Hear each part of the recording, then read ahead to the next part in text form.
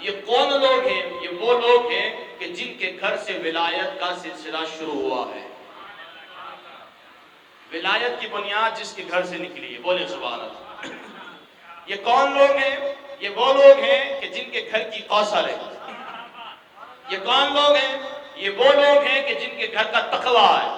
یہ کون لوگ ہیں؟ جن کے گھر کی سخاوت ہے، کیونکہ اسی گھر سے اب شیخ عبد القادر جیلانی رحمۃ اللہ علیہ نے آنا ہے، اب اسی گھر سے خواجہ غریب نواز نے آنا ہے، اسی گھر سے حضور شیخ الاسلام داتا گنج بخش علی حجویری نے آنا ہے۔ اگر مطلب بنیاد اچھی ہو تو عمارت خوبصورت نظر آتی ہے، عمارت مضبوط نظر آتی ہے، لیکن اگر بنیاد حضرت محترم کمزور ہو جائے، کھوکھلی ہو جائے، عمارت جتنی ہو گر جاتی ہے، تو بنیاد سیدہ پاک خاتون جنت ہے، بنیاد شہنشاہ ولایت مولا کائنات اسد اللہ الغالب ہے، بنیاد امام حسن ہے، بنیاد امام حسین ہے، اور ان چار کی تربیت کرنے والا مصطفیٰ کریم علیہ السلام کی ذات گرامی۔